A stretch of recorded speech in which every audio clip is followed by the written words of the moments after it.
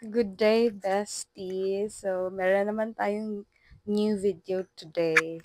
So, before I start, I would just like to say that what I'll be sharing with you about this, it is mainly based from my own experiences from the past. And of course, we do have different views, insights, and opinions about certain things, and that's okay. It doesn't mean na dahil iba tayo ng mga opinions about things, mali na yun. Hindi po. So, it depends on how we understand things, and of course, isa talaga sa contributors ng mga insights natin or opinions natin are our experiences in life. Iba yung approach ko today about a certain topic, and I would just like to quote that the reason why I am having this kind of video is, I guess it started weeks ago, 2 weeks ago to be exact. I stumbled upon a video or a podcast by SB19 with their guests TJ, TJ Monterde and his wife, KZ Tandingan Monterde. They are having topics, and one of those topics is love languages. And what I love about the insights from the couple is that they expressed that in order for you to communicate properly towards your partner or your spouse, your husband, you have to make sure that you understand what kind of love they wanted to feel or to receive. And that's what we call the love language or the love languages. So we have 5 love languages. So meron tayong quality time, words of affirmation, acts of service, ano pa yun, physical touch, receiving gifts. So, pwedeng meron kang isa lang yung love language mo or pwede din marami. Kasi iba-iba tayo ng way, right, to receive love and to give love. So, yung nagustuhan ko sa idea ni Sir TJ Monterde is that he expresses that kaya pala daw hindi sila nagkakaintindihan at some point together with his wife is that iba pala yung pinapakita niyang love sa gustong maramdaman or ma-receive ni KZ. So, yun nga, in a relationship, di ba, meron talaga yung mga misunderstandings and miscommunication. So, what's the purpose or what's the point in knowing your partner's love language and of course your own love language? Kasi meron din naman mga tao na hindi pa nila alam or hindi pa sila decided kung ano talaga yung love language nila or love languages. So, ang kagandahan ng alam mo yung love language ng partner mo is that you can communicate well. Okay? Less yung arguments, less yung problema, less din yung away-away because you know how to kumbaga kunin yung loob or parang ganun ba? Parang alam mo na kung saan ka lulugar. And what I learned about the love languages, yun nga sinabi ko na nung nakita ko yung podcast na yun, it made me think of those times na yeah, yung taken pa ako, Wow. something like that. So I guess I have the rights to express my insights about this topic because at some point of my life, I had a fair share of experiences. And yeah, I can attest that love languages are really part of the relationship. And yun nga, pag medyo bata-bata ka pa and hindi mo talaga alam at all what is your love language and your partner's love language, most of often than not, meron talagang misunderstandings. So, for example, your love language is quality time. So that's how you wanted to be treated, or that's how you want to receive love from your partner. And at the same time, yan din yung pinapakita mo most of the times sa partner mo. So, kasi yun yung nare-receive, gusto mong i-receive na love, yun din usually yung binibigay mo.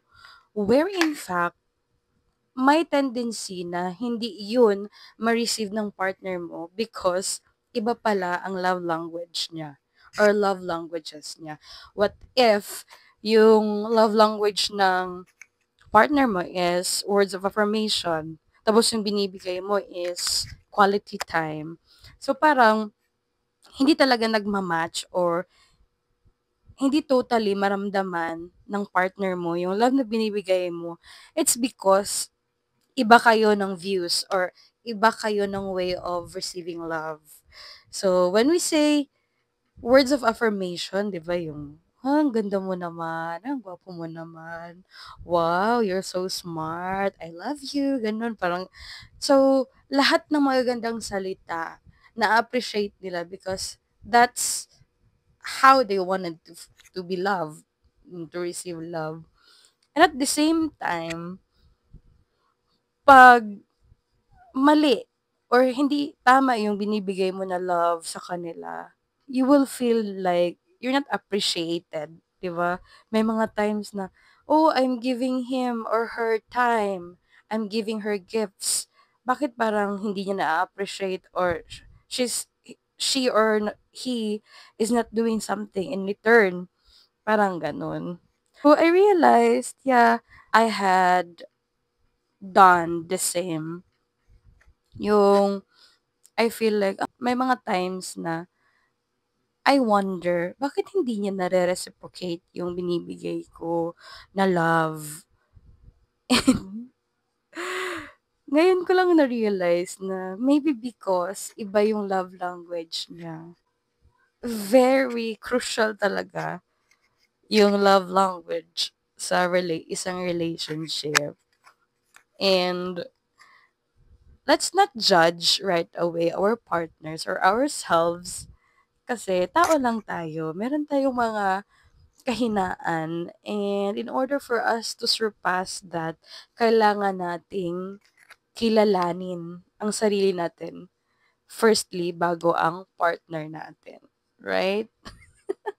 So at this point of time, it's my turn na naman to share to you what is my love language or what are my love languages. So tapos ko na-share sa inyo bakit humantong tayo sa topic na 'to, ano yung nag-udyok sa akin, bakit itong topic ang gusto kong i-share sa inyo. So, tapos na natin nalaman yung 5 love languages, and in order for us to communicate with our partners, we have to know their love languages and of course, ang love language natin mismo. I would just like to share that recently ko lang nalaman ano yung love language ko talaga. Kasi before, parang random lang. Nafu-frustrate ako pag may expectations ako towards my partner tapos hindi niya yun na-meet. Pero alam ko naman he made all the effort. Kaya lang hindi niya na-meet yung expectations ko. And yeah, Kasi hindi niya na-meet yung love language ko or love languages ko. So now that I am single, alam ko na kung ano talaga yung love language ko. And it is really quality time. So, di ba may five yun? Merong words of affirmation, quality time, receiving gifts, ano pa nga yun? Acts of service, and physical touch. So, kaya pala before, pag may mga times na I'm all alone, I most of the times would like to be with my partner or my boyfriend. So, parang gusto ko kasama lahat ng mga ginagawa ko. Gusto ko andun siya because I feel like lumalakas yung loob ko pag meron akong kasama or siya yung kasama ko. Yun nga, 'di ba? We cannot expect naman from our partners na most of the time andoon sila kasi they have their own life. Yeah, and that's really the hardest part kung quality time yung love language mo. Kasi, yeah, parang natatawa ako kasi, yeah, I realized. And it is really unfair naman sa part ng partner ko that time. Always always yun yung gusto ko. And I get frustrated pag hindi yun nabibigay sa akin. Which is, hindi naman talaga pwede na magsama or hindi naman talaga all the time dapat magkasama kayo. Kasi nga, you have different hobbies, priorities in life. And right now, natatawa ako kasi at some point, madami akong kamalian that time. So, yun pa din yun. Before, hindi ko pa lang ma-define ano yung love language ko. But right now, yeah, it's very clear that my love language is quality time. It's not that I hate receiving gifts or words of affirmation, acts of service, and physical touch. It's that iba talaga yung impact sa akin pag yung special someone ko or yung partner ko is with me through ups and downs. I don't know, iba talaga yung drive na nararamdaman ko pag I feel like may support system ako. And I don't care if isa lang yung support system ko, basta I feel like may nagsusupport sa akin or there's someone behind me that's willing to support or to accept me despite the end result of something that I am doing. Yeah. So now that I am single, uh, I don't know. I don't know. And isa sa, di ba may love language tayo? Tapos, of course, like ko yung, out of the five, like ko yung, quality time. Ang pinaka-hate ko naman is physical touch. I don't know. I don't know. Siguro matanda, siguro matanda na ako. Or there's really this weird feeling na pag physical touch kasi, yung PDA, public display of affection, parang ayoko nun yung parang kailangan ilagay yung kamay sa the shoulders or mag-holding hands or parang publicly naglilin ka sa partner. Parang, hindi ko yun masyadong gusto. Then, I feel like pag super close kayo physically ng partner mo or out of nowhere, he will hug you or embrace you, parang I feel like nako-conscious ako. I don't know. I feel like nako-conscious ako kasi parang baka nangangamoy ako o parang pawis na pawis ako tapos you're hugging me. Parang ang lagkit-lagkit tapos parang may muta ba ako? Parang I'm very conscious pag gano'n yung partner ko, baka yung muta ko nakikita niya na, baka gano'n. Parang baka meron akong ano dito sa ilong, parang gano'n. Tapos basta, I know it's just me. Hindi naman siya talagang issue sa akin. Parang hindi ko lang talaga siya trip. I'm not saying that I hate it, but yeah, siguro conscious lang talaga ako sa self ko. And, or siguro nahihiya ako. Oo, parang gano'n. Then, when, when I'm with someone, na-conscious ako when they're looking in my eyes or parang nag-eye to eye. Parang, don't look me in the eyes. Don't read my mind. Don't read me. Charis. Yun na, parang nahihiya lang siguro ako. Hindi naman siguro hate. Hindi ko naman siguro hate yung physical touch. Di ba, of course, physical touch, dapat talaga close kayo. Like, in contact talaga yung mga katawan ninyo. And, no?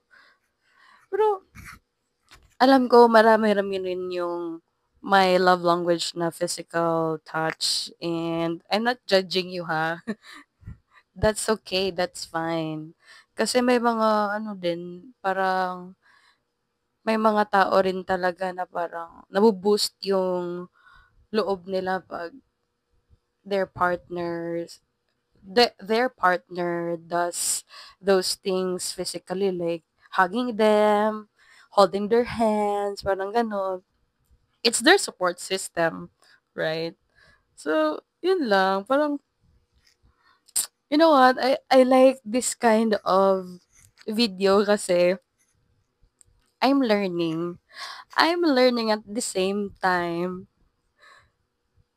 Nababalikan ko yung past and parang nako-correct ko yung sarili ko na hindi pala talaga gano'n. Hindi talaga pala, hindi talaga pala tama na i-impose ko yung isang bagay na ayaw ng isang tao at hindi din tama na i-impose niya yung isang bagay na ayaw ko. Oo, parang gano'n. So, I think yun lang. I'm just sharing random thoughts and I hope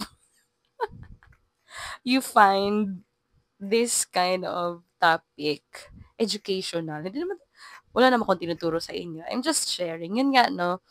That's my point. It is sharing my point of view about this certain topic. So, kayo dyan, sa mga may mga partners, good luck sa inyong relationship. Sana maging stronger pa kayo and kicking. Go, go, go lang. Bye!